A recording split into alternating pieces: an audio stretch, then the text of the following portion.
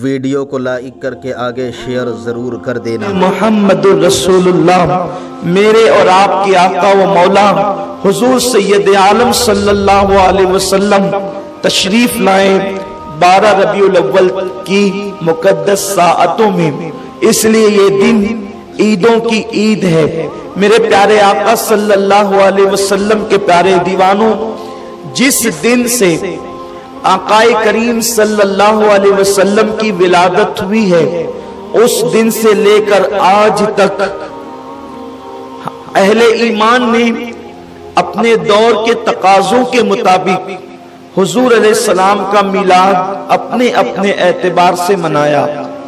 اور کیوں نہ ہو، کیونکہ جب اللہ تبارک و تعالیٰ نے قرآن میں سینکڑوں آیتوں کے اندر اپنے حبیب کی ولادت کا ذکر کیا ہے، تو صحابہ کیوں نہ کرتے، تابعین کیوں نہ کرتے، اولیاء کیوں نہ کرتے۔ میرے آقا صلی اللہ علیہ وسلم کے دیوانوں، یہ ہمارے دلوں کا سرور ہے، یہ ہمارے ایمان کو جلا بخشنے کی چیز ہے، جس کو ہم آقا کی میلاد کہتے ہیں۔ میلاد آئی، یہ ہماری عیدوں کی عید ہے۔ اگر یہ عید نہ ہوتی تو نہ عید الفطر ہوتی، نہ عید الاضحیٰ ہوتی، کوئی عید نہ ہوتی۔ نثار تیری چہل پہل پر ہزاروں عید ربیع الاول، سوائے ابلیس کے جہاں میں سبھی تو خوشیاں منا رہے ہیں، دلوں کے گلشن مہک رہے ہیں۔ یہ کیف کیوں آج آ رہے ہیں؟ کچھ ایسا محسوس ہو رہا ہے، حضور تشریف لا رہے ہیں۔ میرے پیارے آقا علیہ السلام کے پیارے دیوانوں، یہ کلیاں نہ ہوتی، نہ یہ گلوں کا تبسم ہوتا، نہ یہ چاند کی چاندنی ہوتی، نہ یہ سورج کی رانائیاں ہوتی، نہ یہ شفق کا جمال ہوتا، نہ یہ افق کی سرخی ہوتی، نہ یہ آسمانوں کا سائبان ہوتا، نہ یہ زمین کی چادر ہوتی، نہ سبزہ زار ہوتا، نہ بھوروں کی گنگناہٹ ہوتی، نہ چڑیوں کی چہچہاہٹ ہوتی، نہ لالا کے رخسار ہوتے، نہ نرگس سی آنکھیں ہوتی، نہ زلفیں ہوتی، نہ خم ہوتا، نہ میں ہوتا، نہ سرائی ہوتی، نہ جام ہوتا، نہ کائنات ہوتی، نہ ارضیات ہوتے، نہ فلکیات ہوتے، کچھ نہ ہوتے، نہ بلکھاتی ہوئی ندیاں ہوتی، نہ گرتے ہوئے آبشار ہوتے، نہ موجیں مارتے ہوئے سمندر ہوتے، نہ دریاؤں کی روانی ہوتی، نہ سمندروں کی طغیانی ہوتی، نہ پتھروں کا وجود ہوتا، نہ پہاڑوں کا غرور ہوتا، نہ درختوں کی سبزہ دار ہوتی، کچھ نہیں ہوتا کائنات میں، نہ ستاروں کی انجمن ہوتی، نہ خدا کی تسبیح و تحلیل ہوتی، نہ نمازوں کا جمال ہوتا، نہ رکوع کی برکتیں ہوتی، نہ سجود کی رانائیاں ہوتی، کچھ نہیں ہوتا کائنات میں اگر آمنہ کا لال نہ ہوتا۔ اس لیے کہ میرا اللہ فرما چکا ہے، لولا کلمہ خلقت الدنیا، حبیب اگر تجھے پیدا کرنا نہ ہوتا تو میں کائنات کو پیدا نہ کرتا۔ وہ وجہ کن فکا ہے، وہ وجہ تخلیق کائنات ہے، جسے آمنہ کا لال کہتے ہیں، کیونکہ میرے اللہ نے فرمایا کنت کنزا مخفیا فاحببت عرفا ونفثت فی من روحی، میں تو ایک چھپا ہوا خزانہ تھا، اللہ ہمیشہ سے ہے، ہمیشہ رہے گا۔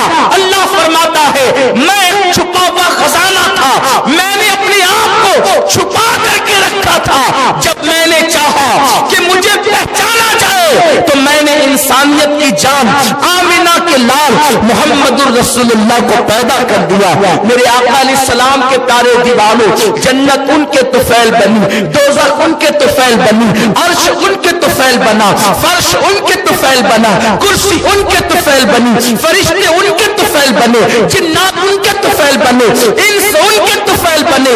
نہ آرائشیں کرتا خدا سارے زمانے میں، نہ کیوں آرائشیں کرتا خدا سارے زمانے میں، تمہیں دولہا بنا کے بھیجنا تھا اس زمانے میں۔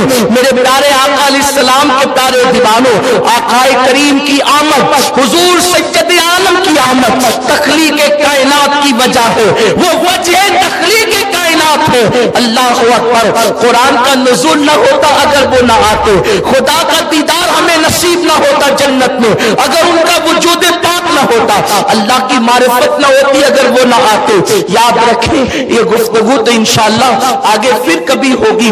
آج جو میرا عنوان ہے ہم میلاد کیوں نہ منائیں, میں اس پر آج گفتگو کرنا چاہتا ہوں.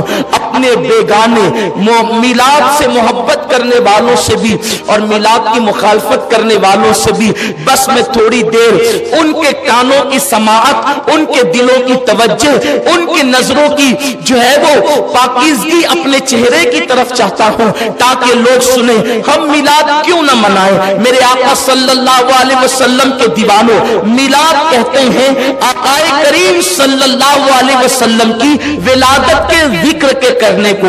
حضور تشریف لائے تو کیا ہوا, آقا کی آمد ہوئی تو کیا ہوا, بس اسی کا ذکر کرنا یہ میلاد النبی صلی اللہ علیہ وسلم ہے.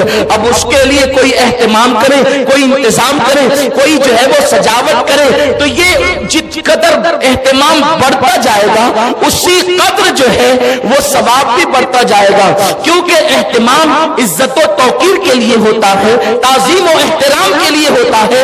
اب آئے میں آپ کو بتاؤں ہم میلاد کیوں نہ منائیں. اس لیے کہ میلاد کا جو تعارف, اس کا پریچے, اس کا ڈیفینیشن جو میں نے پیش کیا وہ یہ ہے کہ حضور کی ولادت کے وقت کے واقعات کا ذکر کرنا یہ میلاد النبی صلی اللہ علیہ وسلم ہے. اس کا اہتمام جیسے نفس شادی کسے کہتے ہیں, شادی کی تعریف عرف میں یہ ہے کہ کسی لڑکا لڑکی کا ایجاب و قبول ہوتا ہے, نکاح اسی کو کہتے ہیں. دو گواہ ہوں ایک قاضی تو بھی نکاح ہو جائے گا, ٹھیک ہے. لیکن کبھی ہم میں سے کوئی ایسا نہیں کرتا کہ دو گواہ ہو ایک قاضی دولہا دلہن, بلکہ قاضی کی بھی ضرورت نہیں ہے. اگر دولہا کہہ دے کہ میں نے تمہارے ساتھ نکاح کیا دو گواہوں کی موجودگی میں, لڑکی کہے میں نے قبول کیا, یا لڑکی کہے کہ میں نے نکاح کیا آپ کے ساتھ, لڑکا کہے میں نے قبول کیا, نکاح ہو گیا. خطبہ پڑھنا سنت ہے, نہ فرض ہے نہ واجب. یعنی اگر خطبہ نہ بھی پڑھا جائے تو بھی نکاح مسئلے کے اعتبار سے ہو جاتا ہے, لیکن پڑھنا چاہیے کیونکہ میرے آقا کی سنت ہے. اس کو ترک کرنا برا ہے, نہیں کر سکتے. بلکہ اگر پورا خطبہ کوئی نہ پڑھے الحمدللہ نحمدہ ونستعینہ وہ جو سنتے ہیں, صرف خطبے کی نیت سے کوئی الحمدللہ رب العالمین بھی کہہ دے, خطبہ ہو گیا. یہ ایک مسئلہ میں نے بتایا آپ کو. اگر آپ کو تھوڑا سا اچھمبا لگے تو آپ بار شریعت دیکھ لیں, بہت آسان سی کتاب ہے بار شریعت, آپ کو یہ مسائل سب اس میں مل جائیں گے. لیکن کوئی ایسا نہیں کرتا. کیوں نہیں کرتا؟ اگر آپ اس طریقے سے نکاح کریں گے, جب بعد کے لوگوں کو پتا چلے گا تو لوگ کہیں گے کہ یہ حادثہ ہوا کب. اس لیے ہم ایسا نہیں کرتے. کیوں نہیں کرتے؟ اس لیے کہ یہ ایک اچھی چیز نہیں ہے, یہ تہذیب کے بھی خلاف ہے, تمدن کے بھی خلاف ہے, شرافت کے بھی خلاف ہے. کیونکہ اگر آپ اس طرح چوری چوری چپکے نکاح کریں گے تو لوگ کہیں گے کہیں کوئی گڑبڑ تو نہیں ہوئی تھی کہ کبھی بھی نکاح ہو گیا. اس لیے ہم کیا کرتے ہیں, منڈپ لگواتے ہیں جسے ہم شامیانہ کہتے ہیں, لیکن اس شامیانے کو عامیانہ انداز میں ہم منڈپ کہتے ہیں. تو منڈپ لگاتے ہیں, اسٹیج ہوتا ہے, دیگیں پکتی ہے, رکے بیٹھتے ہیں, لوگ مدعو ہوتے ہیں, امیر غریب چھوٹے بڑے سب آتے ہیں, کہیں درجنوں میں, کہیں سینکڑوں میں, کہیں ہزاروں میں, اور نکاح ہوتا ہے. یہی تو ہوتا ہے. منڈپ کا شادی سے کوئی تعلق نہیں ہے, لیکن منڈپ اس لیے لگتا ہے کہ مہمان آئیں گے تو دھوپ میں تو نہیں بٹھائیں گے. اگر دھوپ میں بٹھائیں گے تو لوگ کہیں گے کہ یہ آدمی جو ہے یہ لوگوں کی عزت کرنے سے ناواقف ہے, اسے پتا نہیں ہے کہ تعظیم کسے کہتے ہیں. لوگ آئیں گے تو چٹائی پر بھی بیٹھ سکتے ہیں, لیکن ہم کرسیاں لگاتے ہیں. آ کر ہم لوگ پانی پی کے بھی چلے جاتے ہیں, لیکن ہم شربت پلاتے ہیں. شربت بھی صرف شکر اور پانی سے مل کے شربت بن جاتا ہے, لیکن ہم اس میں دودھ ڈالتے ہیں, اس میں خوشبو ڈالتے ہیں, سینٹ ڈالتے ہیں وغیرہ وغیرہ. میں کوئی آپ کو شربت بنانے کی ترکیب بتانے نہیں بیٹھا, صرف ایک ہلکی سی تمہید چاہتا ہوں کہ آپ کی توجہ میری طرف ہو جائے. یہ سب اس لیے ہوتا ہے, حالانکہ نکاح سے اس کا کوئی تعلق نہیں ہے, نہ شربت کا, نہ منڈپ کا, نہ دیگ کا, نہ کھانے کا, نہ کرسی کا, کوئی تعلق نہیں ہے. اگر اس سے ہٹ کر بھی آپ کریں تو بھی نکاح ہو جائے, डाक पट्टी पे बैठे तो भी हो जाए, शरबत न हो तो भी हो जाए, मंडप न हो तो भी हो जाए, लेकिन आप आने वाले मेहमान की इज्जत की खातिर अच्छे से अच्छा इंतजाम करते हैं, ताकि आने वाले को पता चले कि जिसके घर की शादी में जा रहे हैं वो कोई फटीचर या जाहिल नहीं है, मेहमानों की कदर जानता है, मेहमानों का एहतराम जानता है, मेहमानों की तकरीम जानता है। और हुजूर अलैहिस्सलाम का फरमान है, जो अल्लाह और यौम आखिरत पे ईमान रखता हो वो मेहमान की तकरीम और ताज़ीम करे। खुदा की कसम ये न फर्ज है न वाजिब, अल्लाहु अकबर, लेकिन तकरीम मेहमान का हुक्म है, इसलिए सब कुछ करते हैं। मिलाद बस इतनी है, मिलाद बस इतनी है कि हुजूर की आमद का जिक्र किया जाए, लेकिन चूंकि आने वाला इस कदर शान और शौकत वाला है, खुदा का हबीब है, कि हमारा दिल नहीं भरता कि जमीन पे बैठकर वो वाक़यात बयान करे। इसलिए हम लाइटिंगें भी लगाते हैं, कुमकुमे भी लगाते हैं, स्टेज भी सजाते हैं, झंडे भी लगाते हैं, धूमधाम करते हैं, ताकि पता चल जाए आने वाला मामूली नहीं, वो अल्लाह का नायब मुतलक आ रहा है। तकरीम का हुक्म ताज़ीम के लिए किया जाता है, वरना मिलाद सिर्फ वाक़यात मिलाद को बयान करने का नाम है। अब आइए ना, खुदा ने कैसे उनकी आमद बयान की। मेरा अल्लाह फरमाता है, लक़द जाअकुम रसूलुन, तहकीक तुम्हारे पास आ गया इज्जत वाला रसूल। उस रसूल की शान क्या है? अजीजुन अनितुम हरीस, तुम्हारा मुशक्कत में पड़ना उस रसूल पर बड़ा भारी पड़ता है। वो तुमसे इतनी मोहब्बत करता है कि अगर तुम्हें कांटा भी चुभे तो वो बेचैन होता है। तुम्हारे घर के चिराग की बत्ती भी गुल हो जाए तो उसको बेकरारी होती है। वो तुम पर बड़ा मेहरबान है। अल्लाह के इनामात जब तुम पर वो देखता है तो उसमें वो हरीस है, हलमी मजीद कहता है, मजीद की तलब करता है। वो इतना तुम पर मेहरबान है, ऐसा तुम पर मेहरबान है कि तुम्हारा मुशक्कत में पड़ना उसको बड़ा गिरा गुजरता है, तुम्हारी तकलीफें उसको बड़ी गिरा गुजरती है, और वो अल्लाह की बारगाह में तुम्हारी भलाई के लिए हरीस है। अलैकुम बिल मुमिनीना रऊफुर रहीम, और वो मोमिनों के लिए मेहरबान मेहरबान है, मेहरबान मेहरबान। कुरान ने रऊफ भी कहा और रहीम भी कहा। याद रखें, माँ बाप के लिए खुदा ने रहीम कहा लेकिन रऊफ नहीं कहा। और भी जगह पर कहीं किसी को रऊफ कहा तो रहीम नहीं, लेकिन यहाँ रऊफ भी कहा और रहीम भी कहा, यानी ये तुम पर मेहरबान मेहरबान है। ये कितना मेहरबान है, एक माँ अपने बच्चे पर जितनी मेहरबान होती है उससे ज्यादा ये तुम पर मेहरबान है। एक बाप अपनी औलाद पर जितना मेहरबान होता है उससे करोड़ों दर्जा ज्यादा ये तुम पर मेहरबान है। बल्कि बता दूं, जरा दिल के कान अगर मेरी तरफ लगे हैं तो दिल खोलकर बड़ी जिम्मेदारी से ये गुफ्तगू सुन ले। वो माँ से ज्यादा मेहरबान है, वो बाप से ज्यादा मेहरबान है। हत्ता के एक नबी अपनी उम्मत पर जितना मेहरबान होता है वो नबी से ज्यादा तुम पर मेहरबान है। क्योंकि अब आप देख ले जरा, मैं बड़ी जिम्मेदारी से ये बात कहने लगा हूं कि एक नबी अपनी उम्मती पर जितना मेहरबान होता है वो उससे ज्यादा तुम पर मेहरबान है। इसलिए कि जनाबे नूह भी अपनी उम्मत पर मेहरबान थे, जनाबे मूसा भी अपनी उम्मत पर मेहरबान थे, जनाबे ईसा भी अपनी उम्मत पर मेहरबान थे, जनाबे दाऊद भी अपनी कौम पर मेहरबान थे, जनाबे यूसुफ भी अपनी कौम पर मेहरबान थे। ये सब मेहरबान थे। ये एक नबी ही तो थे जो अपनी उम्मत पर मेहरबान थे, लेकिन नबी उम्मत पर जितना मेहरबान होता है ये उससे ज्यादा मेहरबान है। मतलब क्या हुआ? अब जरा आइए तारीख के झरोके में झांके और मेरी कौम के जवानों जरा दिल के कानों से सुन लो कि वो रसूल उम्मत पर कितना मेहरबान है।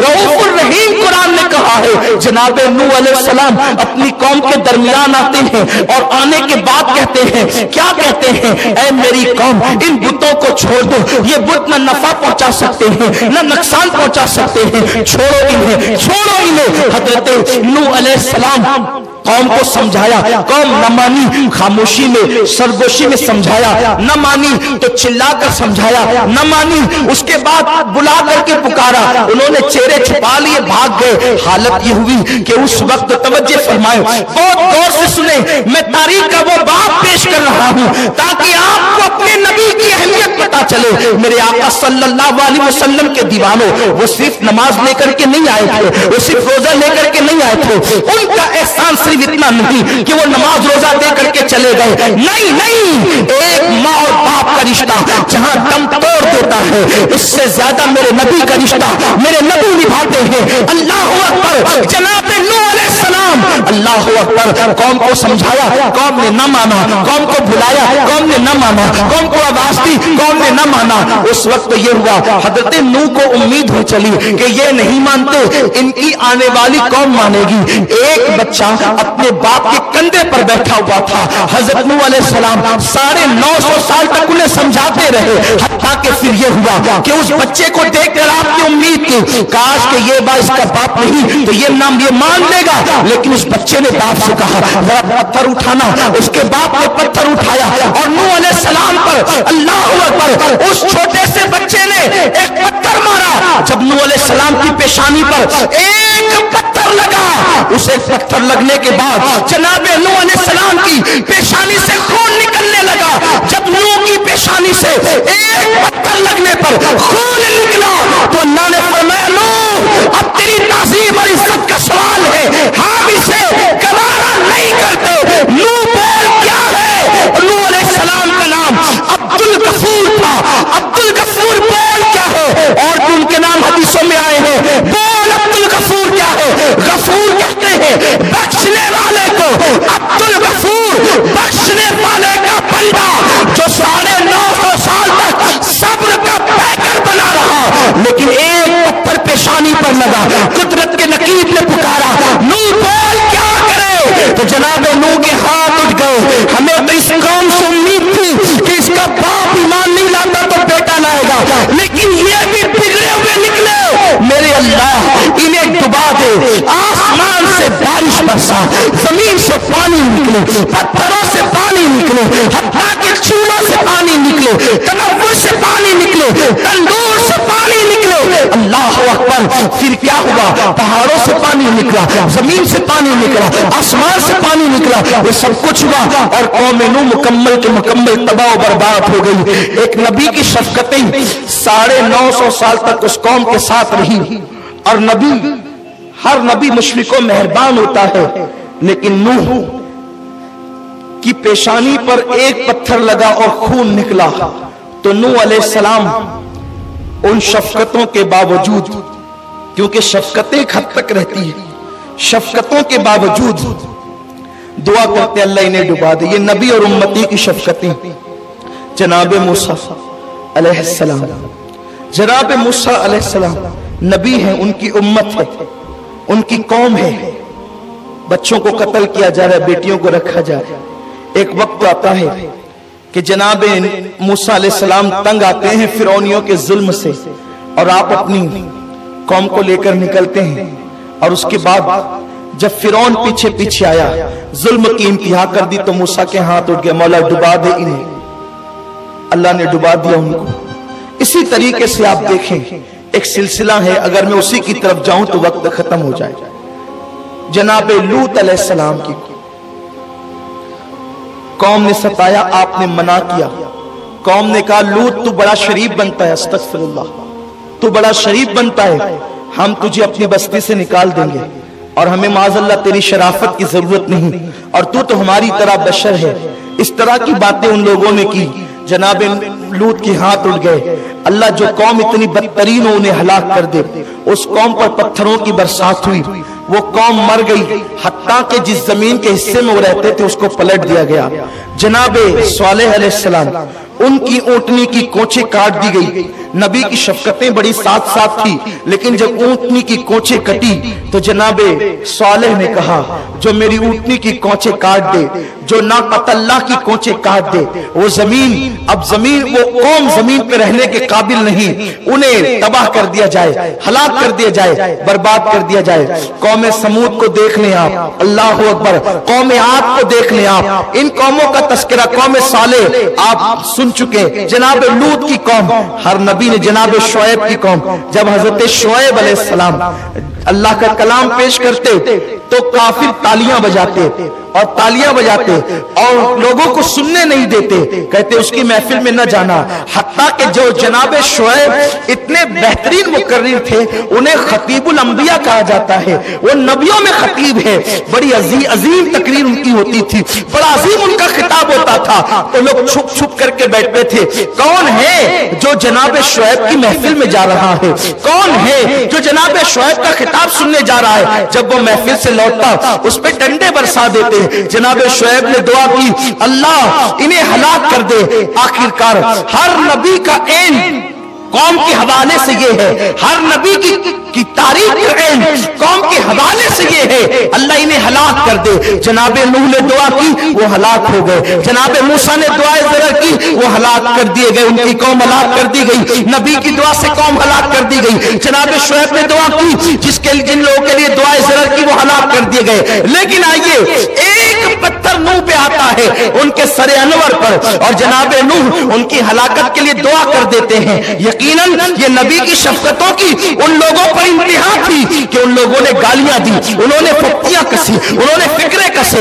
लेकिन अल्लाह का नबी सब्र करता रहा। लेकिन जब बच्चे ने पत्थर उठा करके मारा तो जनाब नूह ने दुआ की, हलाक कर दी इन्हें। जनाब शुएब के सुनने वाले सामीन पर डंडे बरसाए गए, आपके दुआ की हलाक कर दी इन्हें, हलाक कर दिए गए। जनाब सालेह की ऊँटनी के कोची काटे गई, उनकी ऊँटनी के कोचे काटने के बाद अल्लाह अकबर, उन्होंने दुआ की, वो हलाक कर दिए गए। लेकिन अब आइए, रऊफुर रहीम जिसके लिए कुरान ने कहा है, अब वो रसूल हम पर जनाब नूह की तरह मेहरबान नहीं है, हम पर जनाब मूसा की तरह मेहरबान नहीं है, जनाब ईसा की तरह मेहरबान नहीं है, जनाब खलील की तरह मेहरबान नहीं है, जनाब लूत की तरह मेहरबान नहीं है। अंबिया किराम की मेहरबानियां उम्मत के हवाले से जहाँ खत्म हो जाती है, वो रसूल उससे बढ़कर हम पे मेहरबानी करते हैं। और हम तो कलमा पढ़ने वाले आशिकाने रसूल है, काफिरों पर उनकी मेहरबानी का आलम क्या है।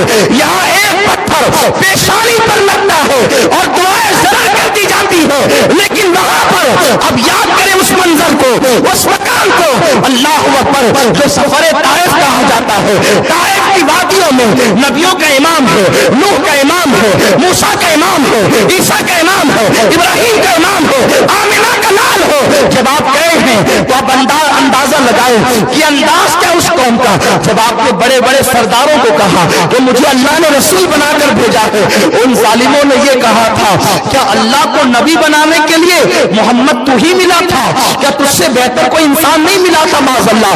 जबकि वो पलीद ये इसलिए कह रहे थे, न तेरे पास माल है, न तेरे पास दौलत है, इसलिए वो रसूल को गाली दे रहे थे। मेरे आका अलैहिस्सलाम बता रहे थे कि अल्लाह अपनी रिसालत और अमानत को कहाँ रखना चाहता है और कहाँ रखना चाहिए, ये बेहतर जानता है। मेरे रसूल का हुस्न उन्होंने देखा, आका का जमाल देखा, आका का किरदार देखा, आका का अखलाक देखा, लेकिन वो दौलत के पुजारी सिर्फ दौलत को सब कुछ समझते थे। इसलिए उन्होंने मेरे रसूल से कहा, क्या तुम ही मिले थे माज़अल्लाह। उन्होंने ये पलीदी की, मेरे सरकार वहां से निकले, दूसरों के पास गए, उन्होंने भी यूं ही गालियां दी। मेरे आका अलैहिस्सलाम उनकी आवाम के गरीबों के पास आए, उन्होंने भी यही गालियां दी। हत्ता कि ये हुआ कि ताइफ के उन ओबाश लोगों ने चंद छोकरों को हुजूर के पीछे लगा दिया और कहा कि इन पे पत्थर बरसाओ और पीछे चिल्लाओ, पागल आया है, पागल आया है, पागल आया। माज़अल्लाह सुम्मा माज़अल्लाह, अस्तगफिरुल्लाह, नक़्ल कुफ्र कुफ्र न बाशद। अल्लाहु अकबर। वो इस तरह की वो गंदी हरकत कर रहे थे, हुजूर के दामने रहमत पीछे से पकड़ के खींचते थे, इस तरह हुजूर के कपड़े खींचे कि सरकार का पैरन फट गया है। और फिर वो बच्चे पत्थर भी मार रहे थे। वो एक बच्चे ने बाप के कंधे पर बैठकर एक पत्थर पत्थर मारा है तो नूह ने कहा इस कौम को डुबा दिया जाए। वहां दर्जनों बच्चे जमा होकर पीछे से गालियां दे रहे हैं और पत्थर मार रहे हैं, पूरा जिस्म खून से लहूलुहान हो गया है। हत्ता के हुजूर के सरे अनवर पर एक नहीं कई पत्थर लगे, हुजूर की नालैन शरीफ खून से भर गई है। हत्ता के आकाए करीम को बतकाज़े बशरियत गशी की कैफियत तारी हो गई है। हुजूर अलैहिस्सलाम की आंखों के सामने अल्लाह अकबर यूं लगता है कि जैसे तारीकी से छा रही हो, यूं लगता है मैं कह रहा हूं। मैं बहुत मोहताज गुफ्तगू करना चाहता हूं, इसलिए कि ज़ेरे आसमां अज़ अर्श नाज़ुक पर नफज गुम कर दमी आयत जुनैद बायज़ीदी जा हुजूर अलैहिस्सलाम पर कशी की कैफियत है। यूं लगता है जैसे आंखों के सामने तारीकी से अंधेरा सा छा गया हो। मेरे सरकार ने एक दरख्त की टहनी पकड़ी है और टहनी पकड़ने के बाद वही टहनी पकड़कर हुजूर बैठ गए हैं। लेकिन उस वक्त ये मौजज़ा ज़ाहिर हुआ है, टहनी जब कोई ऊपर पकड़ता है और नीचे बैठता है, या तो टहनी हाथ से छूट जाती है या टहनी टूट जाती है। लेकिन मेरे रसूल के हाथों में जो टहनी आई थी न वो हाथ से छूटती है, इसलिए कि हाथ है नबियों के इमाम का हाथ, हाथ से टहनी नहीं छूटती लेकिन टूटती भी नहीं है, क्योंकि जो नबी के दामन से वाबस्ता होगा वो टूटेगा नहीं, वो जुड़ा रहेगा। अल्लाह अकबर, ये मौजज़ा ज़ाहिर हुआ है, न टहनी हाथ से छूटी है न दरख्त से टूटी है। हुजूर ने उसको पकड़ा और आका बैठ गए हैं। हुजूर के एक ही गुलाम हुजूर के साथ है। एक तो हाल ये है कि हुजूर अलैहिस्सलाम ने पैदल इतना लंबा सफर तय किया है और पूरी नालैन खून से भरी हुई है, कपड़े लहूलुहान है। मेरे अल्लाह ने पहाड़ों के फरिश्ते को भेजा, साथ जिब्राइल थे। या रसूल अल्लाह, अल्लाह आपकी इस कैफियत को देख रहा है और अल्लाह आप पे सलाम भेज रहा है और अल्लाह फरमाता है हबीब उन्होंने तुम्हारे साथ बड़ी बदसलूकी की है, रहमत खुदा मुंतजिर है, खुदा का अजाब मुंतजिर है। आप कहें इनके साथ क्या किया जाए।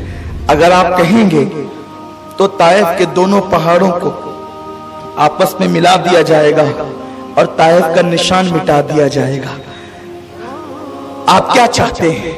मेरे सरकार गर्दन झुकाए बैठे थे, इसलिए कि पूरा वजूद लहूलुहान था, कपड़े फटे हुए थे। मेरे आका ने चेहरे जिब्रील की तरफ देखा, आंख में आंसू झिलमिलाने लगे और सरकार फरमाते जिब्रील मेरे अल्लाह से कह दे कि उसने मुझे लोगों के लिए अजाब नहीं बल्कि रहमत बना करके भेजा है। जिब्रील मैं उम्मीद करता हूँ ये मुझ पर ईमान नहीं लाते तो इनकी आने वाली नस्लें मुझ पर ईमान लाएगी। मैं इनके लिए दुआ करता हूँ अल्लाहुम्मा इहदी कौमी फ़इन्नहु ला याक़िलून। अल्लाह इस कौम को हिदायत अता फरमा, इन्हें अक्ल नहीं, इन्हें शऊर नहीं है। आप गौर फरमाएं, जनाबे नूह की पेशानी पे एक पत्थर आया तो पूरी कौम के लिए दुआए ज़रर कर दी गई। यहाँ तो पूरा वजूद लहूलुहान हो गया है, लेकिन उस कौम के लिए मेरे रसूल ने दुआए ज़रर यानी बद्दुआ नहीं किया, बल्कि उनको दुआ दी मेरे आका ने। और फिर दुनिया ने देखा फतेह मक्का के बाद पूरा ताइफ मेरे रसूल के कदमों में आने पर मजबूर हो गया है। मेरे आका अलैहिस्सलाम के दीवानों, आप मुझे बताएं कि जो रसूल काफिरों पर इतने मेहरबान हो, वो रसूल मोमिनों के लिए रऊफ भी है और रहीम भी है। उनका करम कितना है, उम्मत से कितना प्यार करते हैं। मेरे आका सल्लल्लाहु अलैहि वसल्लम के दीवानों, बस एक बात बताऊंगा, ज्यादा नहीं, इसलिए कि इंशाअल्लाह फिर 2 प्रोग्रामात मजीद और हैं, उसमें कुछ बातें होगी, टाइम भी खत्म हो रहा है। बस एक बात बताऊंगा, हुजूर उम्मत पर कितने मेहरबान है, कितने मेहरबान है, कितनी मेहरबान है, उम्मत से कितनी मेहरबानी करते हैं। बस एक बात, रसूलुल्लाह की शहजादी मखदूमाए कायनात मलके फिरदौसे बरी सैयदा तैयबा ताहिरा खातून सैयदा फातिमतुज़ ज़हरा सलामुल्लाह अलैहा अल्फ अल्फ मर्रा फी कुल्li लम्हा। सैयदा फातिमतुज़ ज़हरा अपने बाबा की बारगाह में आई बहुत तवज्जो के साथ। मेरे वो भाई जो किसी के बहकावे में आके कहते हैं मिलाद मनाना शिर्क है, झंडा लगाना कहां से साबित है, मैं कहता हूं थोड़ा सा दिल खोलो, اور بات انصاف سے سنو، توجہ سے سنو، پھر آپ کریں یا نہ کریں آپ کی مرضی۔ جو نہیں کرتے ہم ان پہ زور نہیں دیتے، لا اکراہ فی الدین، لیکن جو کرتے ہیں میں کہتا ہوں انہیں منع مت کرو، مت اختلافی باتیں مت کرو، امت میں انتشار مت پھیلاؤ۔ اللہ کو اختلاف پسند نہیں ہے، اگر تم نہیں کرتے یہ تمہاری اپنی طبیعت ہے۔ جو کرتے ہیں انہیں مت کہو، بہکاؤ مت، ان کو گمراہ مت کرو، ان کے ساتھ اختلاف مت کرو۔ سیدہ فاطمہ الزہرا سلام اللہ علیہا اپنے بابا جان کی بارگاہ میں آتی ہے، عرض کرتی ابا جان کیا آپ نے میرے لیے یہ نہیں کہا کہ فاطمہ میرے کلیجے کا ٹکڑا ہے؟ سرکار نے فرمایا بیٹی یقیناً تو میرے دل کا ٹکڑا ہے۔ کہا بابا جان ایک بات پوچھنا ہے، توجہ فرمائیں، بالخصوص ہر ایک کی توجہ۔ بابا جان ایک بات پوچھنا ہے کہ جب آپ معراج پر گئے تھے اور اللہ کے قرب میں پہنچے، حضور معراج پر گئے تو اتنے قریب ہوئے، اتنے قریب ہوئے، قرآن کہتا ہے ثم دنا فتدلی فکان قاب قوسین او ادنا، اتنے قریب ہوئے کہ قربتوں کی ساری حدیں ٹوٹ گئی۔ یہ قوسین جو ہے نا، قوسین یہ دونوں بھووں کو بھی کہتے عربی میں قوسین، اور قرآن کہتا ہے کہ وہ رسول اللہ سے اتنے قریب ہو گئے کہ دو بھووں سے بھی کم کا فاصلہ رہ گیا۔ اگر یہ کہا جاتا کہ دو بھووں کے اتنا فاصلہ رہا ہم اندازہ کر لیتے کتنا رہا، لیکن قرآن کیا کہتا ہے دو بھووں سے بھی کم کا فاصلہ۔ سورہ والنجم اٹھا کر دیکھ لیں، ہمارے حفاظ یہاں بیٹھے ہیں، علماء بیٹھے ہیں، دو بھووں سے بھی کم کا فاصلہ رہا۔ اب آپ مجھے بتائیں کم کتنا؟ قرآن نے نہیں بیان کیا، اس لیے اتنا یا اتنا کوئی نہیں کہہ سکتا۔ جس بات پر قرآن خاموش ہو گیا ہے، اب کسی مولوی کو، عالم کو، فاضل کو، عوام کو، خواص کو، کسی کو یہ جرأت نہیں ہونی چاہیے کہ اب اس پر منہ کھول سکے۔ جہاں قرآن خاموش ہو جائے آپ کو بھی خاموش ہو جانا چاہیے، یہ ایمان کا تقاضا ہے۔ قرآن جہاں خاموش ہے وہاں تم بولتے کیسے ہو؟ تو خدا نے کہا، قرآن نے کہا کہ دو کمان سے بھی کم کا فاصلہ رہ گیا، یعنی اتنے قریب ہو گئے کہ سارے فاصلے مٹ گئے۔ وہ جلوہ ظاہر لمعے باطن میں گم ہو گیا، وہ قطرہ بحر معانی میں فنا ہو گیا، ذات مصطفیٰ ذات خدا میں فنا ہو گئی۔ یہ تو بات ہے۔ تو ابا جان آپ اتنے قریب گئے خدا کے کہ ساری حدیں ٹوٹ گئی۔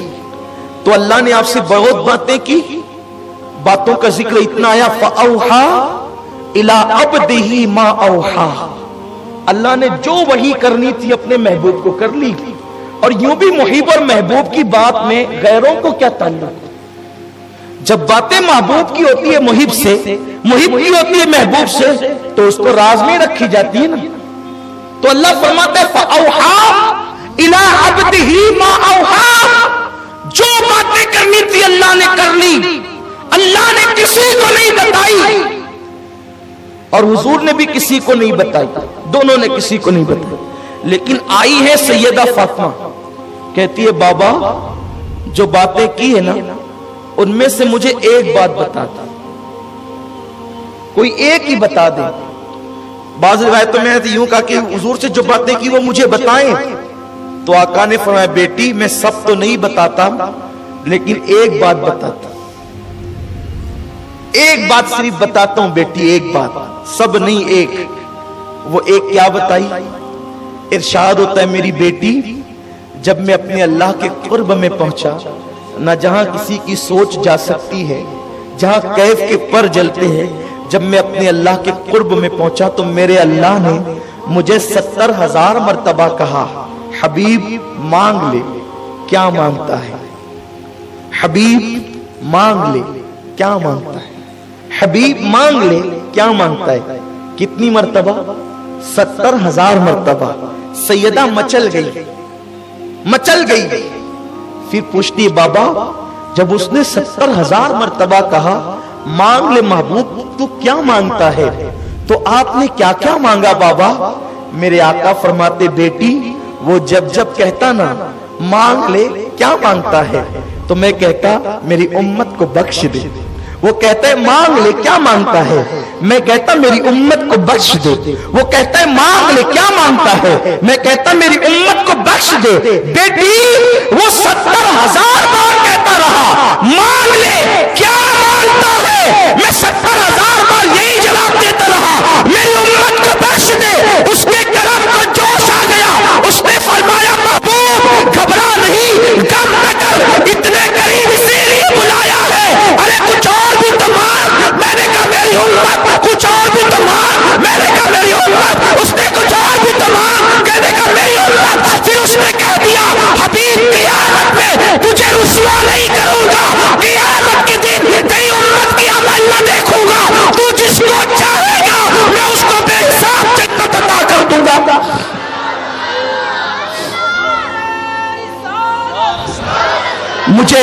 मुझे सिर्फ एक बात बताएं, ये हदीस हुजूर ने 70,000 बार उम्मत मांगा, इसको मामूली ना समझे। खुदा को देखकर मुझ जैसे पापी को नहीं भूले। इनमें शराबी भी है पूरी उम्मत में, जानी भी है, चोर भी है, गीबत करने वाले भी है, चुगली करने वाले भी है, माओं को सताने वाले भी है, बापों को अजियत देने वाले भी है। कोई बहुत सुरखाब के पर लगे हमारे अंदर।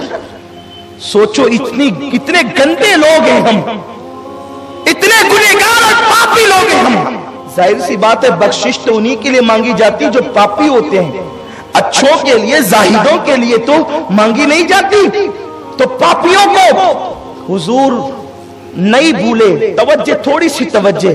हजरते मूसा 70,000 पर्दों के पीछे से एक तजल्ली देखकर बेहोश होकर जमीन पे आ गए और अपने आप को भूल गए। 70,000 पर्दों के पीछे से एक तजल्ली देखी तो वो अपने आप को भूल गया, जमीन पे बेहोश होकर आ गए।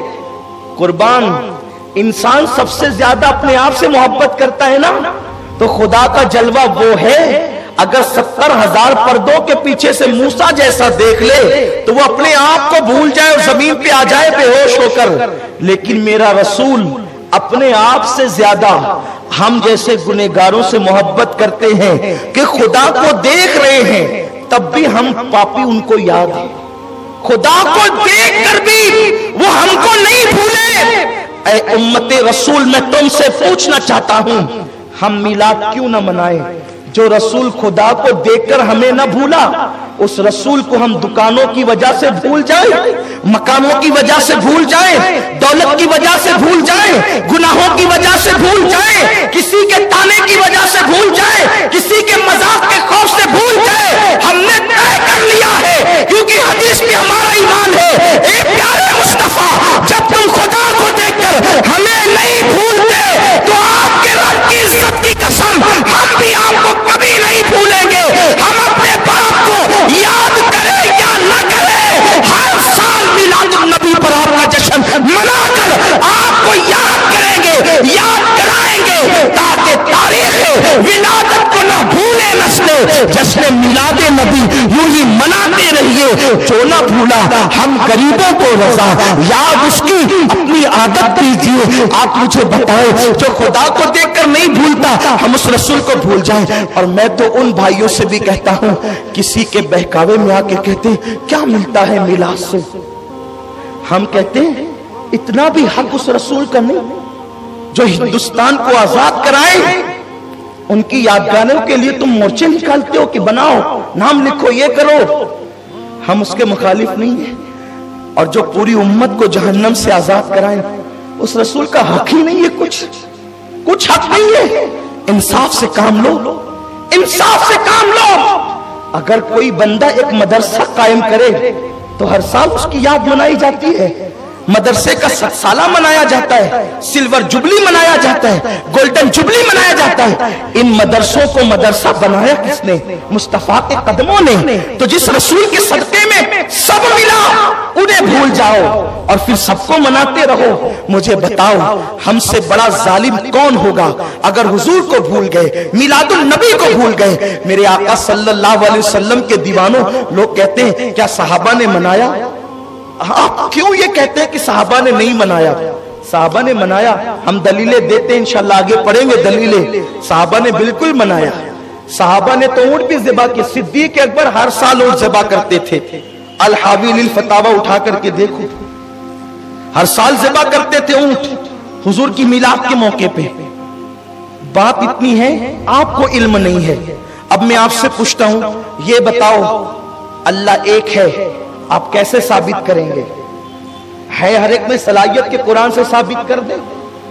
बोलो, नहीं कर सकते। तो इसी तरह जब खुदा का वजूद हर मुसलमान कुरान और हदीस से साबित नहीं कर सकता, वो तो इतना कहता हमारे नबी ने काम मानते हैं, वैसे हर मुसलमान मिलादुल नबी सहाबी ने मनाया ये साबित नहीं कर सकता। ये तो उलमा का काम है। और अगर किसी को शक है कि सहाबी ने नहीं मनाया, हम कहते हैं आओ हमारे पास, बैठो, समझो। और बात इतनी है, जब तुम यौम इकबाल मना सकते हो, जब तुम यौम आजादी मना सकते हो, 15 अगस्त लोग जलसे करते हैं यार, तकरीरें करते हैं। मैं कहता हूं बेशक हम भी करते, करेंगे, लेकिन हुजूर अलैहिस्सलाम ने तो सिर्फ हिंदुस्तान नहीं, पूरी इंसानियत को आजाद कराया। मेरे रसूल के कितने एहसानात हैं, हम क्यों न मनाए उस दिन को? उसके बाद लोग अपने मखसूस अंदाज के झंडे भी लहराते हैं। उस वक्त सफेद और काले रंग की एक अजीब सी पट्टी पहने लहराते हुए देखी है, वो अजीब सा मुझे लगता है। हैरत है, मौलवी का बनाया हुआ झंडा अगर हर साल लहराया जा सकता है, तो क्या रसूलुल्लाह के नाम पे झंडा हर साल लहराया नहीं जा सकता? क्यों? आखिर क्यों? इसका मतलब यही है कि आप अगर ये करना नहीं चाहते, करने नहीं देना चाहते, तो आपके दिल में कहीं ना कहीं रसूलुल्लाह से अदावत है, कहीं तो आपके दिल में अदावत दुश्मनी है। वरना आपने किसे रोका, कब रोका? अगर हिम्मत है तो यौम इकबाल मनाने वालों को रोको, अगर हिम्मत है यौम गालिब मनाने वालों को रोको, अगर हिम्मत है तो मदारिस के सालाना इजलास और गोल्डन जुबली, सिल्वर जुबली और जश्न 7 साला को रोको। आप उस वक्त तो खामोश रहते हैं, आप मिलाद पर ही क्यों बोलते हैं? कलमा पढ़ाने का भी एहसान गया, सोचो। और मिलादुल नबी की बरकतें क्या है? बस मैं एक रिवायत पढ़ूंगा, एक रिवायत, मिलादुल नबी की बरकतें क्या है। उससे पहले मैं सिद्दीक अकबर की एक हदीस पढ़ दूं। सैयदना अबू बकर सिद्दीक फरमाते हैं, जिसको अल निअमतुल कुबरा में मुहक्किक खातिमुल हुफ़ाज़ अल्लामा जलालुद्दीन सयूती लिखते हैं। ये सयूती कौन है? ये सयूती कोई मामूली आदमी नहीं है। जो मौर्रिख होता है अक्सर वो मुहद्दिस नहीं होता, जो मुहद्दिस होते हैं अक्सर वो मौर्रिख नहीं होता। ये जलालुद्दीन सयूती वो है जो फकीह भी हैं, मुहद्दिस भी हैं, मौर्रिख भी हैं। इन्हीं लोगों ने इमाम अहले सुन्नत तक ने खातिमुल हुफ़ाज़ लिखा। जिस सयूती की जलालैन में से, क्यों? इसलिए कि 2 जलालुद्दीन की किताब को जलालैन कहा जाता है। उनमें से एक तफसीर जो आलिम को आलिम बनाने के लिए जब हम मदरसे में अपने बच्चों को भेजते हैं तो जलालैन पढ़ाई जाती है। उसमें से एक के मुसन्निफ इमाम जलालुद्दीन सयूती है। और ये सयूती वो बुजुर्ग है जिनको पूरी जिंदगी में 72 मरतबा रसूलुल्लाह का दीदार आलमे बेदारी में नसीब हुआ है। ये वो इमाम सयूती है। वो अपनी किताब नेमतुल कुबरा में लिखते हैं कि सैयदना अबू बकर सिद्दीक ने कहा, जिसने मिलाद के लिए 1 रुपया खर्च किया, कितना कितना आशिकों की मिलाद वालों की तरह आवाज आए, जिसने, कौन कह रही है? अबू बकर सिद्दीक, जिसने मिलादुल नबी में 1 रुपया खर्च किया, अल्लाह जन्नत में उसको मेरे साथ दाखिल फरमाएगा। एक खर्च करने वाले के लिए ये है। اور حوالہ کتاب کا نعمت الکبریٰ، مصنف کا نام امام سیوطی، اور یہ صرف صدیق اکبر کا قول آج پڑھا ہے۔ آج تو پہلا پروگرام ہے نا، انشاءاللہ آگے کے پروگرامات پڑھیں گے۔ دوسری روایت امام سیوطی جو لکھتے ہیں، اب وہ ذرا سنیے میلاد سے کیا ملتا ہے۔ ایک شخص تھا جس کا نام ابو عامر یمنی تھا۔ ابو عامر یمنی، یہ یمن میں رہتا تھا اور یہ بت کی پوجا کرتا تھا۔ ایک بت تھا اس کے گھر میں، یہ اس بت کی پوجا کرتا تھا، اسی کے آگے سر ٹیکتا، اسی کو مناتا، اسی کو سمجھاتا، اس کی منتیں کرتا۔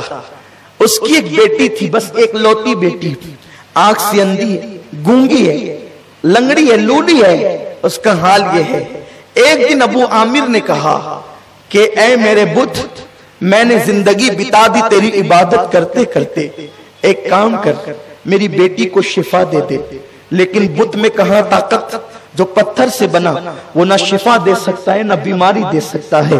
اس نے کوئی جواب نہیں دیا، وہ گڑ گڑ آتا رہا۔ یہ چھت پر اپنی بیوی کے ساتھ بیٹھا اور بیٹھ کر کہتا ہے اب ہم نے اس خدا کو چھوڑ دینا ہے، اب ہمیں حق خدا کی تلاش کرنا ہے، معبود برحق کی تلاش کرنا ہے۔ چلو ہم ڈھونڈیں گے اس راہ میں، اگر تم نے میرا ساتھ دیا تو ٹھیک ہے، اور اگر تم نے ساتھ نہیں دیا تو میں اکیلا جاتا ہوں۔ میاں بیوی کی محبت بڑی گہری تھی۔ ابو عامر کو اس کی بیوی نے کہا تم اکیلے نہیں، میں بھی تمہارے ساتھ چلوں گی۔ ابھی وہ دونوں باتیں کر رہے تھے کہ اس وقت رات ڈھلتی جا رہی تھی۔ میاں بیوی محبوب و محب کی باتیں اس قدر طول پکڑتی چلی گئی کہ رات ڈھلتی چلی گئی اور رات کا آخری پہر آ گیا۔ جب رات کا آخری پہر آیا تو وہ رات کون سی تھی؟ اتوار کا دن گزر چکا تھا اور پیر کی شب تھی، اور اب پیر کی صبح طلوع ہونے والی تھی۔ ابو عامر کو، اس کو بیوی کو نہیں پتا تھا خدا کو ڈھونڈنے جا رہے ہیں، آج وہ خدا کوئی خاص کام کا ظہور کرنے والا ہے۔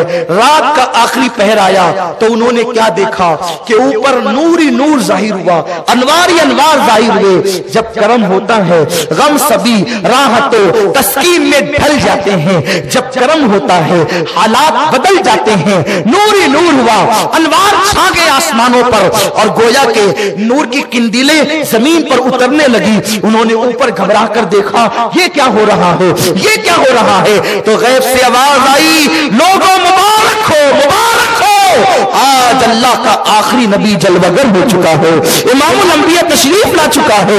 اللہ اکبر۔ اس نے پوچھا یہ کون ہے؟ تو کہا کہ یہ جو ہے اللہ کا پیغمبر ہے، اللہ کا پیغمبر ہے۔ جب اس نے یہ آواز سنی تھی کہ ادھر جب اس نے اپنے بت کی طرف توجہ کی تو اس کا بت جو ہے وہ اوندے منہ ذلیل زمین پہ گر پڑا تھا۔ اس نے اٹھایا وہ پھر گرا، اس نے اٹھایا وہ پھر گرا، اور وہ زبان حال سے کہنے لگا آج میں اپنی جگہ بیٹھ نہیں سکتا کیونکہ محمد رسول اللہ تشریف لا چکے ہیں، حبیب خدا آ چکے ہیں، وہ پیغمبر برحق آ چکے ہیں۔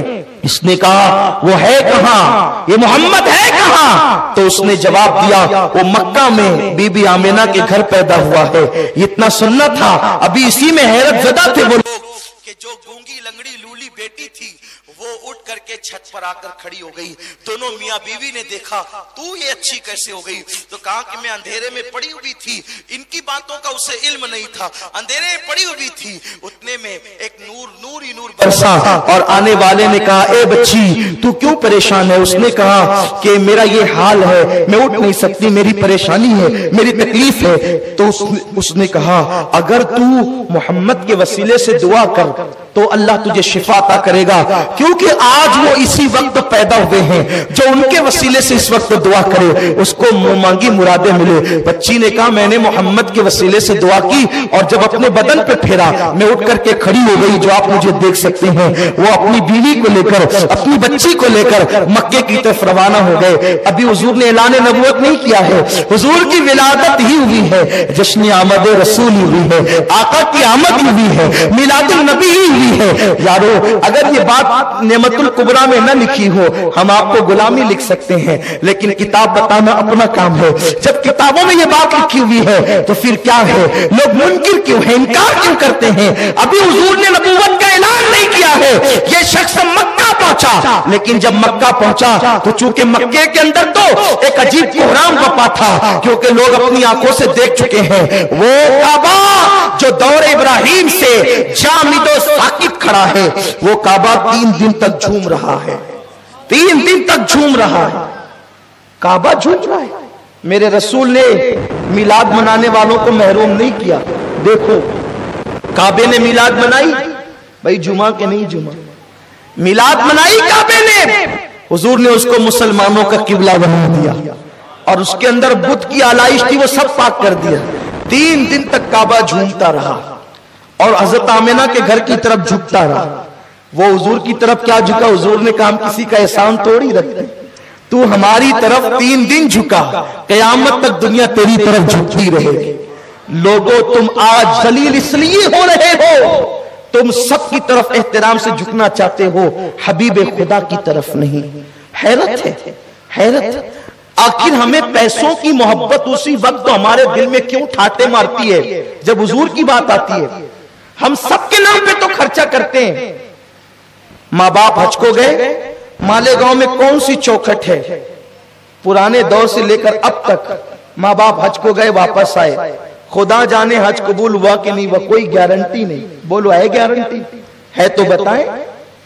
حج سے واپس آئے تو لکھا مرحبا اے حرم پاک سے آنے والے, مرحبا صاحب لولاک سے آنے والے. لائٹنگ لگ گئی. اور جنہوں نے یہ نہ لکھا کم سے کم لائٹنگ تو لگاتے ہی ہیں. بولو ہے کہ نہیں؟ لگاتے نا بھائیوں. میں تم سے پوچھتا ہوں کیوں لگ رہی ہے؟ بولے میرے ابا جی آ رہے ہیں. کہاں سے؟ حرم سے. میں نے کہا نادان, باپ حرم سے مقبول ہو کیا ہے کہ مردود ہو کیا ہے, کوئی گارنٹی نہیں ہے. پھر تو باپ کے لیے لائٹنگ لگاتا ہے, اور وہ حرم والا رسول آیا. بولو یہ نبی پہ ظلم ہے کہ نہیں ہے؟ ہر ایک کے لیے روشنی, رسول کے لیے کیوں نہیں؟ رسول اللہ کی آمد کے لیے کیوں نہیں؟ جس کا حج مقبول ہے کہ مردود, کوئی گارنٹی, ہم اس کے لیے لائٹنگ لگاتے ہیں. ممکن ہے مجھ سے یہ سن کر کے کوئی یہ فیصلہ کر لے اب نہ لگائیں گے, لیکن جو لگا چکا اس کا کیا؟ بیٹی کے منڈپ میں تو لائٹنگ لگتی ہے, بیٹے کے منڈپ میں تو لگتی ہے.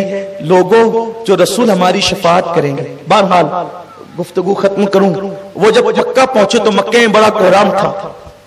یہودی تلملا اٹھے تھے, کیونکہ ایک یہودی جو مکے میں رہنے آیا تھا خاص طور پہ اسی ماحول کے لیے کہ وہ مکے میں پیدا ہوں گے, اس نے کہا جو تارا نبی کی پیدائش پہ طلوع ہوتا ہے وہ تارا طلوع ہو گیا ہے. دیکھا میلاد کتنی اہم ہوتی ہے. تارے بھی ہر دن ایک ایک طلوع نہیں ہوتے, کچھ تارے وہ ہیں جو نبی کی آمد پر طلوع ہوتے ہیں. یہ تو حدیث ہے نا. تب اللہ وہ تارا کیوں طلوع کرتا ہے نبی کی آمد پہ؟ ارے وہ خدا ہے, تارا چمکاتا ہے, ہم تارے نہیں چمکا سکتے, کم سے کم خدا کی سنت میں لائٹ ہی لگا دیتے ہیں. اللہ تو قدرت والا ہے, تو تارے چمکا سکتا ہے, ہم تو تارے بنا بھی نہیں سکتے, چمکا بھی نہیں سکتے. یہ حدیث ہے, حدیث پاک ہے, یہ بھی ہم آپ کو بتا سکتے ہیں. نبی کی پیدائش پر جو تارا طلوع ہوتا ہے وہ آج طلوع ہو گیا. کیا تمہارے یہاں کسی کے گھر میں بچہ پیدا ہوا؟ اس وقت پورے مکے میں حضرت عبداللہ کے گھر بیٹا پیدا ہوا تو لوگوں نے کہا عبداللہ کے گھر پیدا ہوا, عبد المطلب کے بیٹے کے گھر. جب وہ گیا تو جا کر کے اس نے کہا ذرا مجھے دکھائے نا. تو جب دکھایا تو کہا ذرا اس کی پیٹھ دکھاؤ. جب آقا کی پیٹھ دکھائی تو پیٹھ پر مہر نبوت تھی. وہ بے ہوش ہو کے زمین پہ گر پڑا, بے ہوش ہو گیا وہ. اور جب ہوش آیا تو لوگوں نے پوچھا ہوا کیا, اتنے بچے تنہیں پیدا ہوتے دیکھے, ہوا کیا؟ کہا کہ نبوت بنی اسرائیل سے بنو اسماعیل میں آ گئی, اور یہ اللہ کا آخری نبی ہے, اور اس کے ذریعے سے اے مکے والوں تم سب کے سردار بنا دیے جاؤ گے. حضور کی ولادت کوئی معمولی واقعہ نہیں ہے, یہ سب احادیث ہے, اور یہ سب احادیث معتبر کتابوں میں ہیں. تو یہ سب چیزیں ہو چکی تھی. حضرت عبد المطلب نے کہا آمنہ اب کسی کو بچہ دکھانے کی ضرورت نہیں, ورنہ وہ قتل کر دیں گے ہمارے بچے کو. اور بہت سے آثار, بہت سے معاملات دیکھے گئے. جب یہ تینوں آئے انہوں نے کہا کہ آمنہ وہ بچہ دکھا. کہا دیکھو میرے سسر نہیں ہے, اس لیے میں تمہیں ایک جھلک دکھاؤں گی اور جلدی سے چلے جانا, ورنہ انہوں نے مجھے منع کیا ہے. جب یہ آئے اور آ کر کے حضور علیہ السلام کا دیدار کیا تو ابو عامر یہ کہتا تھا, اس کی بیوی بیان کرتی ہے, سیدہ آمنہ نے بیان کیا ہے, ابو عامر یہ کہتا تھا کہ یہ بچہ اتنا خوبصورت ہے, حسن والا بچہ میں نے دیکھا نہیں۔ اور اس کے بعد وہ حضور کے پیر پکڑ لیا اور اپنے سینے پر لگا لیا، اور اسی حالت میں وہ زمین پہ گر پڑا، اور جب زمین پہ گرا ہے تو پھر اس کو ہوش نہیں آیا، اسی حالت میں کفس عنصری سے اس کی روح پرواز کر گئی۔ یہ حضور کی میلاد ہے، لوگوں نے جان دی ہے۔ لوگوں اللہ توفیق دے تو اللہ کو راضی کرنے کے لیے اپنے گھروں پر ہرے ہرے جھنڈے، اسلامی جھنڈے اپنے گھروں پر لگائیں، اور 12 دن تک کم سے کم ایک بلب لگا دیں تاکہ پتا چلے کہ آپ مصطفیٰ جان رحمت کے غلام ہو۔ اور میلاد النبی صلی اللہ علیہ وسلم منائیں، جلوس میں شرکت کریں، ساری چیزیں کریں، آوارہ گردی نہ کریں، خرافات سے بچیں، اور اپنے اوپر لازم کر لیں۔ 2 دن تو گزر گئے، تیسری شب آ گئی۔ روزانہ کم سے کم 1000 مرتبہ آقا پر درود پڑھیں 12 دنوں تک۔ شرمائیں نہیں، ہاتھ میں وہ بٹن والی تسبیح رکھ لیں یا تسبیح رکھیں، کوئی شرمانے کی بات نہیں، پڑھتے رہیں، اس لیے کہ یہ وہ دن ہے سوئے ہوئے مقدر بیدار ہوں گے۔ آقا نے کتنا ہم پہ کرم کیا، وہ نہ آتے تو یہ رانائیاں نہ ہوتی۔ 1000 مرتبہ آقا پر درود روزانہ پڑھے 12 دن تک کے۔ کسی نے ڈاکٹر اقبال سے کہا تھا، اقبال تیری شاعری میں اتنی چاشنی کیسے، تیری شاعری میں اتنی چاشنی کیسے؟ اس لیے کہ مرزا غالب اقبال سے بڑے شاعر ہیں، لیکن غالب کو اتنا نہیں پڑھا جاتا۔ غالب مغلوب ہے اقبال کے سامنے، فن کے اعتبار سے غالب بہت بڑا شاعر ہے، لیکن ڈاکٹر اقبال کو جتنا پڑھا گیا پڑھا جاتا ہے اتنا کسی کو نہیں۔ تو اقبال کہتے ہیں میں نے 1 کروڑ مرتبہ اپنے نبی پہ درود پڑھا ہے، اس کے بعد اپنی شاعری کا آغاز کیا ہے، تو اللہ نے میری شاعری میں وہ اثر پیدا فرمایا۔ یہ اقبال کی شاعری کا راز ہے کہ جب بھی پڑھا جاتا ہے انقلاب پیدا ہوتا ہے۔ ہو نہ وہ پھول تو بلبل کا ترنم بھی نہ ہو، چمنے دہر میں کلیوں کا تبسم بھی نہ ہو نہ ساقی تو پھر میں بھی نہ ہو، خم بھی نہ ہو۔ ذرا غور فرمائیں ڈاکٹر اقبال کی شاعری کی، محمد سے وفا تو نے تو ہم تیرے ہیں، یہ جہاں چیز ہے کیا لوح و قلم تیرے ہیں۔ میرے پیارے آقا صلی اللہ علیہ وسلم کے پیارے دیوانوں، تو اقبال کہتے ہیں میں نے 1 کروڑ مرتبہ پہلے درود پڑھا ہے، اس کے بعد میں نے اپنی شاعری کا آغاز کیا ہے۔ لوگوں درود پڑھو، اس لیے کہ درود کی برکت سے جو ہے وہ گناہ نیکیوں میں تبدیل ہو جاتے ہیں۔ آقا فرماتے جو دنیا میں مجھ پر جتنا درود پڑے گا وہ جنت میں وہ سب سے زیادہ مجھ سے قریب رہے گا۔ آقا فرماتے جو درود پڑھنا بھول گیا وہ جنت کا راستہ بھول گیا۔ خود بھی کثرت سے درود پڑھو، درود و سلام، اپنے بچوں کو بھی لے کر کے بیٹھو، درود و سلام پڑھو۔ اور کئی سالوں سے ہم اسی لیے مرکز سنی دعوت اسلامی جامع مسجد یا رسول اللہ پر 1 ربیع الاول سے لے کر 12 ربیع الاول تک 24 گھنٹہ درود و سلام کی محفل رکھتے ہیں۔ 24 گھنٹہ جاری رہتی ہے محفل، آپ کو جب ٹائم ملے آپ تشریف لائیں تاکہ درود و سلام کی محفل میں شرکت ہو۔ وقت نہیں ملے تو خود ہی پڑھیے، لوم چلا رہے لوم چلاتے چلاتے پڑھیے، عورتیں کھانا پکا رہی ہے کھانا پکاتے پکاتے پڑھے، جو جس کام میں ہے اس کام میں پڑھے۔ اور درود کے لیے سہولت تو یہ ہے باوضو پڑھو تو بڑی فضیلت ہے، لیکن اگر کوئی باوضو نہیں پڑھ سکتا، بے وضو پڑھنا چاہے تو درود شریف کوئی بے وضو بھی پڑھ سکتا، اس کی اجازت ہے۔ میرے آقا علیہ السلام کے دیوانوں کثرت سے پڑھو، آقا کا دیدار ہوگا، مصیبتیں دور ہوگی، تکلیفوں کا ازالہ ہوگا، بری تقدیر بھلی ہوگی۔ تو میں امید کرتا ہوں کہ آپ 1000 مرتبہ روزانہ، آپ کہیں گے کتنی دیر لگے گی؟ 20 منٹ سے زیادہ نہیں لگیں گے، زیادہ سے زیادہ آدھا گھنٹہ۔ صلی اللہ علیہ وسلم صلی اللہ علیہ وسلم صلی اللہ علیہ وسلم سب سے مختصر درود شریف ہے، اس کو پڑھیے، 1000 بار روز پڑھیے، پھر اس کی برکتیں دیکھیے۔ اور میلاد النبی میں کم سے کم اپنے محلے کی 12 بیواؤں کو کچھ نہ کچھ سیدہ آمنہ کی طرف سے تحفہ دیں گے، کم از کم 12 جوڑے ہی دے دیں، 12 دوپٹے ہی دے دیں، 12 بیواؤں کو اپنے رشتہ دار میں دو تو ڈبل ثواب ملے گا۔